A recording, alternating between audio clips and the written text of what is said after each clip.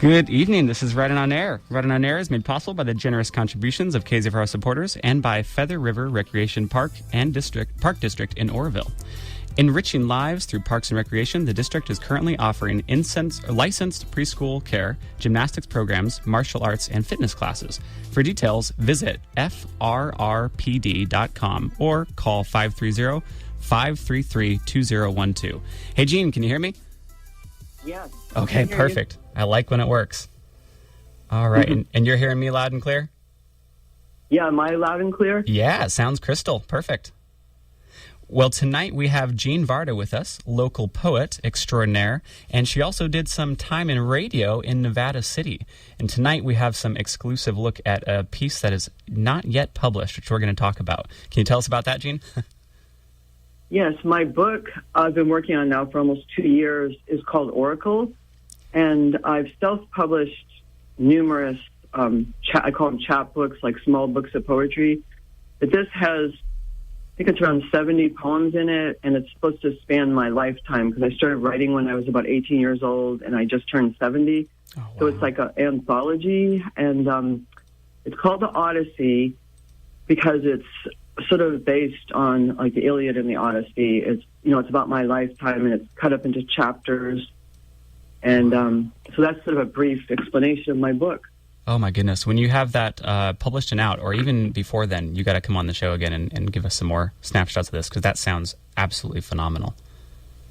Well, that will be something to celebrate because I'm getting rejected a lot when I try to publish it. And, well, one, sorry for that, because that stinks.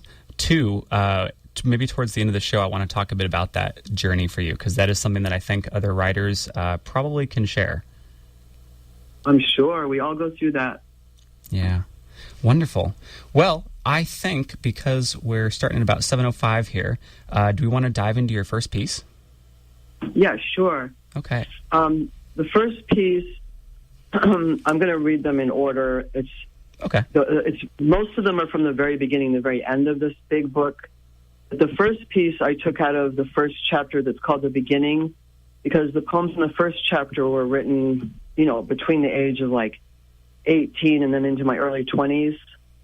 So this one is called Goddess of Fall.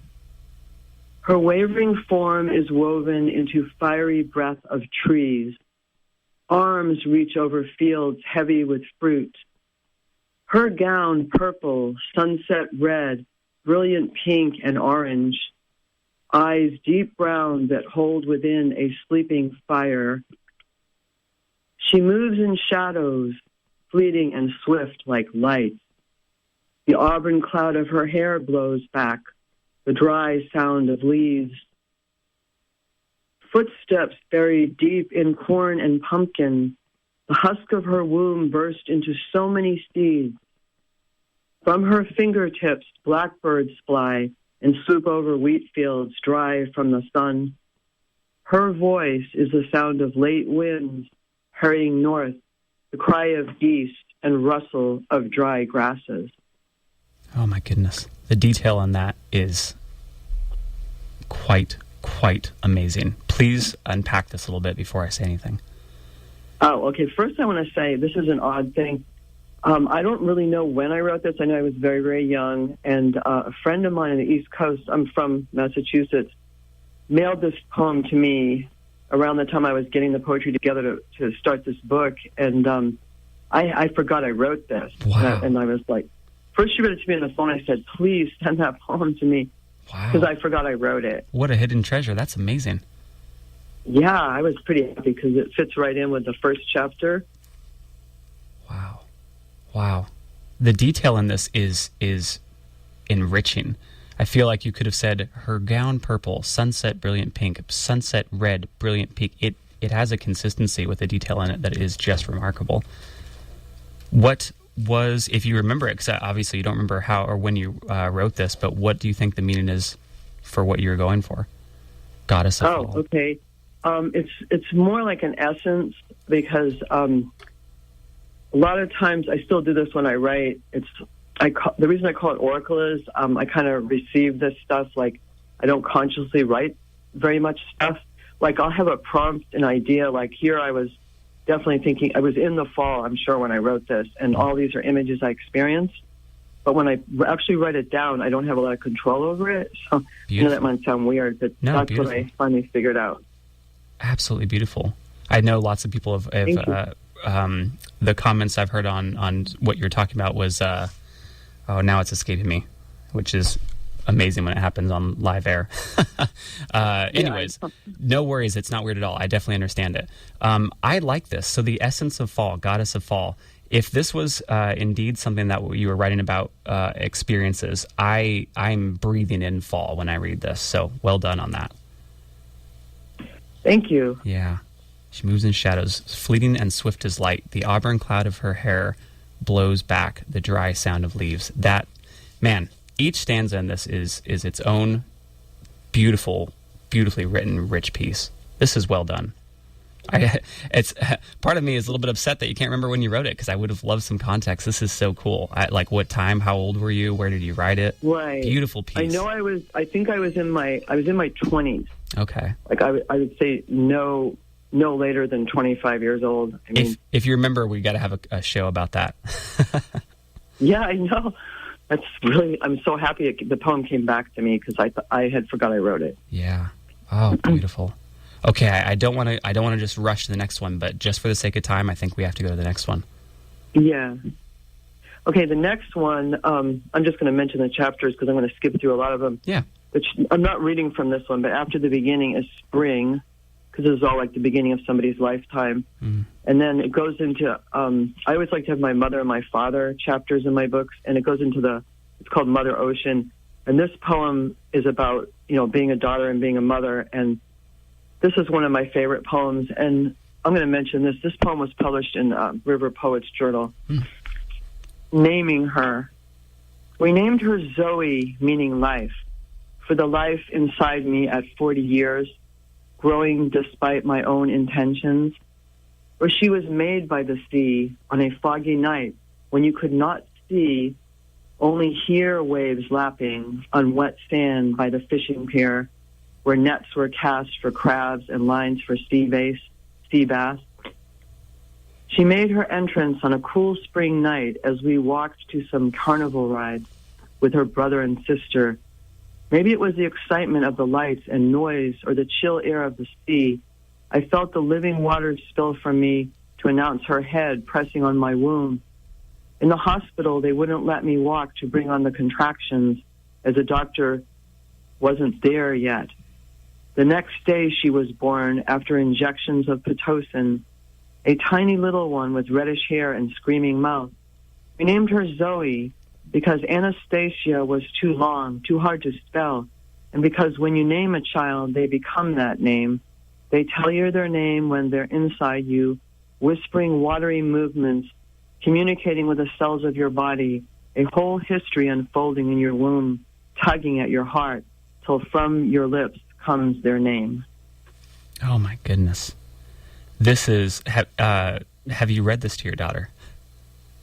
I think I gave it to her. Oh, beautiful. My youngest daughter. I'm sure, just from having had a conversation with my mother, I'm sure that has meant a lot to her. This is a beautiful piece. Wow. Thank you. I like the very end here. They tell you their name when they're inside you, whispering watery movements, communicating with the cells of your body. That is a profound point, a turning point in this piece. I love that. Wow. Oh, thank you so much. Yeah. Yeah, her name is Zoe Anastasia, so I had to mention both the names. Hey, you got it in there. Zoe and Anastasia. Beautiful. Yeah. Wow. This piece, I'm a man, and I will probably not be a mother. But this is probably something that has given me a fantastic, and maybe men in general, a great look at what this feels like. This is such a genuine, heartfelt, deep piece. It's amazing. Well done. Oh, thanks so much. Yeah. If there's anything more you'd like to say on it, please do. If not, I think we might have to rush the next one. No, I don't think. I think that's about it. Okay. We covered it. Good job on this one. Okay, next one. Okay, this one is Star of the Sea. I'm just going to talk briefly. This one was published in Boston Literary Journal. And, these poems are all, the ones I already know are from the last chapter. of the book. Okay. The last chapter is called Home. But Star of the Sea, this is a true experience. I would call it like a memoir type poem because it was something that I actually went through. Star of the Sea. I was in a nightmare of Catholic girls' camp, fluorescent plastic rosary beads on cement floors, butch nuns gnawing at my innocent soul, forcing me to eat sloppy plates of meat and potatoes, lumpy oatmeal, cocoa with the skin on top, even as the girl at the next table vomited on her plate. I was in a nightmare of gruff voices and rough hands, where I cried in my sleep and wet the bed. My sister and I clung to each other, wrote tear-stained letters to our parents, begging them to rescue us. I was in the icy Atlantic at 7 each morning, with no time to get used to the water, feet, ankles, knees, hips, that last screaming chill when my chest hit the cold. I made my bed, smoothing the sheets perfectly with my small hands. When I returned, an angry girl from an orphanage had stripped my bed and spread sand on the smooth white sheets, where my body surrounded itself with fairy tales at battle with my innocence. Wow. That is a profound piece towards a time at a Catholic girls' camp. That's amazing. Go ahead, please. Just want to throw one thing I forgot to mention. I was Jewish, by birth. My father was Jewish, and he wanted to get us baptized, my sisters and I. So the Catholic thing was doubly frightening to me. Wow. Yeah, I can imagine. It wasn't, yeah. Oof. There's two lines here that really kind of metaphorically slap me in the face. Let me find them. I made my bed smoothing the sheets. And then it ends there, goes the next line and says, perfectly with my small hands. And that phrase right there really just, for the whole piece, hit me the most. I love that. Too much for a small child. Well, what they were doing, and this was like really long time ago, I guess it was like in the early 60s, whatever. They were, we had groups of girls in cabins. It was all girl camp. And if the cabin that got all the beds with no sand neatly made would get a holy card. And she wanted to make it look like I was the reason we didn't get a holy card. Oh, wow. How mean. Yeah, she was pretty mean, and I was scared. Yeah. Wow. Man, I hope you didn't have to go back to this every summer. No, it was 2 summers. And then I just begged and begged and begged. And I guess my father got tired of listening to me. So good. I'm glad he got tired of listening to you. Yeah. Wow. Not against anything on current Catholic camps, because I'm sure they have changed a lot since then. But wow. Yeah, I hope so. I hope so, too. Hopefully. That was a nightmare. Like I said, I was in a nightmare. They made you, the icy Atlantic, they made you go into the ocean in the mornings? Well, yeah. Early in the morning was our swimming time. We had a routine activities all day. So early in the morning when it was coldest, they made us go in it like a form of torture. Wow. And swim. Yeah. Boy, that was supposed to be. Yeah, that deserves its own show, but more of a psychological discussion, I think. Yeah. There's something going on there, huh? Yeah, no kidding. Ugh. All right, quickly, next piece. Let's keep them coming. These are great. Okay. And the next one is All Night, and just going to mention that All Night was published in Red River Review. All night I drank the stars. First the gold one, straight above me, then the delicate cluster that formed a bracelet and rose behind the maples, passing behind the white fir and out of my vision.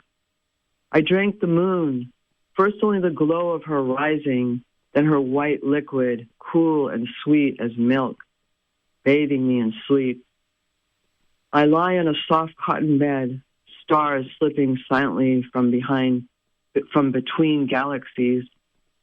I lay bathed in dew, with your dog by my head, and dreamt of sea turtles, gracefully passing in deep ocean water, free of black sludge, their calm eyes soothing me into deeper sleep.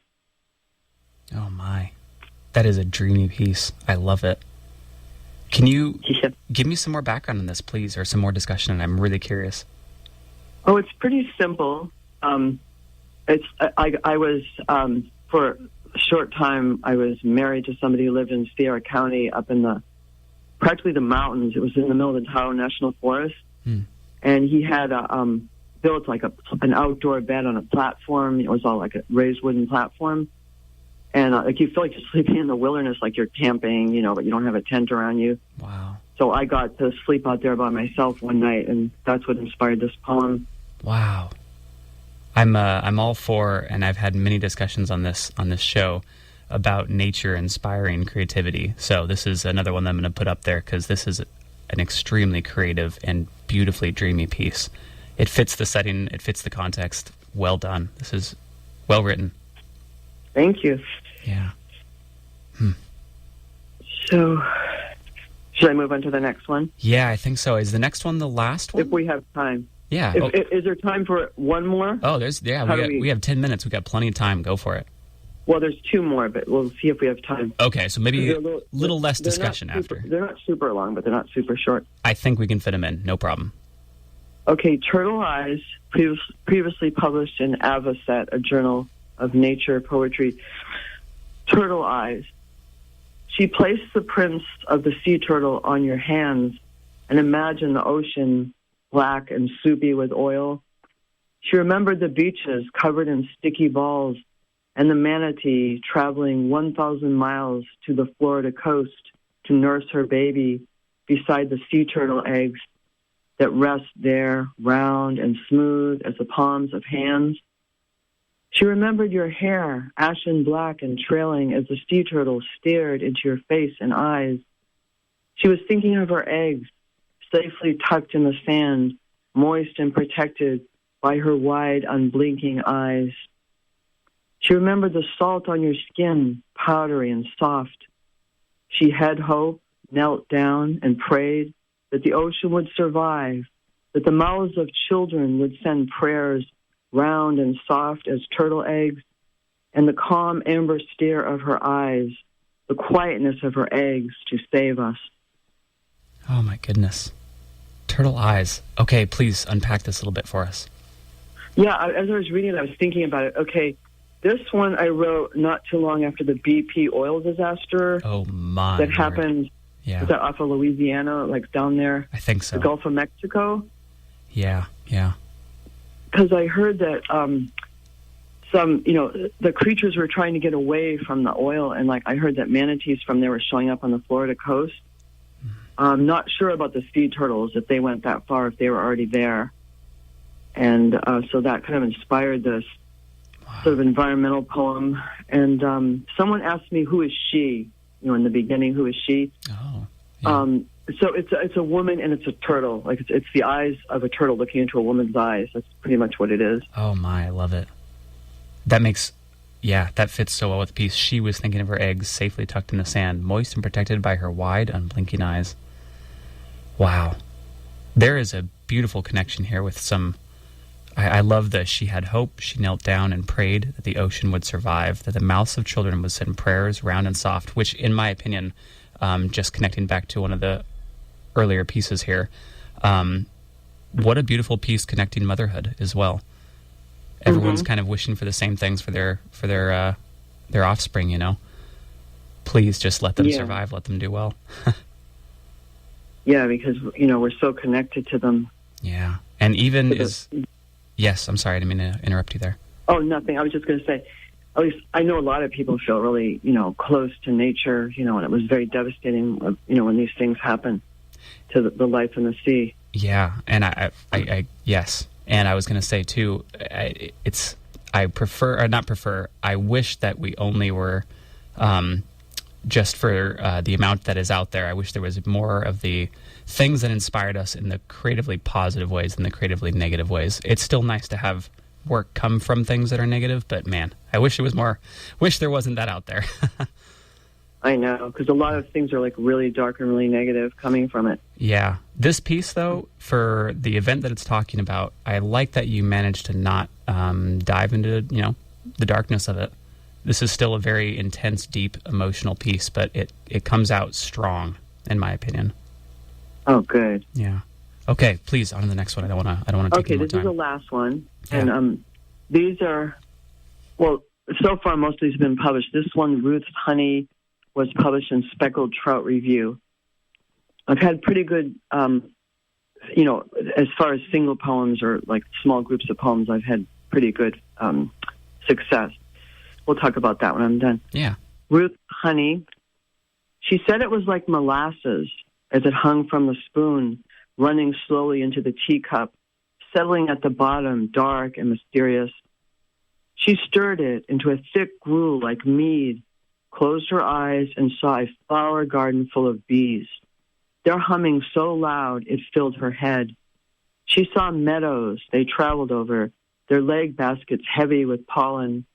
She saw the dark cracks of the hive drawers where the honey was stored in perfectly symmetrical wax combs oozing with golden sweetness. She remembered summers, innocent with pleasure, when they sat in the shade on a blue checkered cloth, sharing cracker sandwiches and hard-boiled eggs. She remembered how her mother would feed her one spoonful every morning and say, "Full of beeswork, everything you need is here. In this honey is love and pleasure, clear amber lights to enrich your eyes, the delicacy of flowers to arouse your senses, the soothing sound of their humming to put you to sleep at night, where your dreams will be crowded with bees." Oh, man. If anyone tuned in at that last line where your dreams will be crowded with bees, the last two lines, where your dreams will be crowded with bees, note, if you're tuning in right now, that this is a very positive piece. That is not something that should inspire terror. Yeah, right. No nightmares. No nightmares. Beautiful dreams of rich honey, Ruth's honey. Wow. Benevolent dreams, full of beeswork. That is something that I have to write down somewhere so I remember it. That's a beautiful phrase, full of beeswork. I love that. Any more you want to add on this piece, please? I don't want to take up any. Oh, that's as far as to say about this piece. This was totally inspired by a woman named Ruth, who passed away a few years after this. An elderly woman. She totally inspired me. She and her family up in Grass Valley had made had their own beehives, and they grew their own flowers. And of course, the bees were pollinating their flowers and their fruit trees, and they were, had this honey production going on, not in selling flowers in a very small way, not in a commercial way. Yeah, wow. But it was just the most inspiring thing to be around her. Well, Ruth, it's you're still inspiring us. Thank you. She will forever. Wow. Well, Jean, we've got 4 minutes. I think we probably won't get much to talking about your editing process, or the word is escaping me, the publishing process. But right. I do think it's important that we talk about the book that is up and coming. So please mention that again. The name of the book is Oracle? Oracle. Okay. Yes, and it's like I said, it's like an anthology, and it's my odyssey. And it's across my lifetime, selected poems from my lifetime. Beautiful. And I'm going to keep trying to get it published till even have to pay to do it. I'm going to get this thing published. It's going to happen. It's definitely going to happen. I'll let you know when it does, Kevin, so you can have me back on. Please, we will. We'll have your a debut of the publication. And with the last couple minutes here, any words of encouragement for people who are going through the same struggles you are to get your work published? Just try to use your intuition before you send it out. Like, I do this weird thing where I go by the names.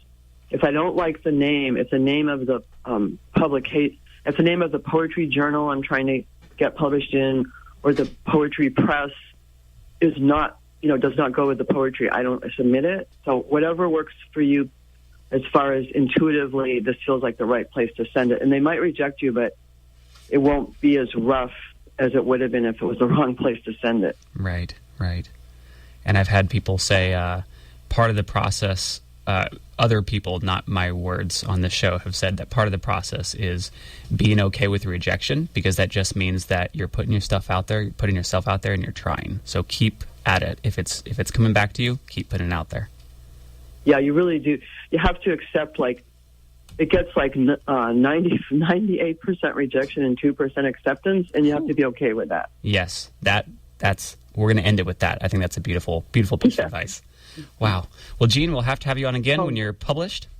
And if you aren't anytime soon, you will have to have you on again anyways. Thank you so much. I really enjoyed the show. No problem. Have a good night, Jean. Bye. All right. To everyone else who's listening, this has been Reddit on Air. Up next is Radio Radix with Brenton. Let's turn down that dial tone there.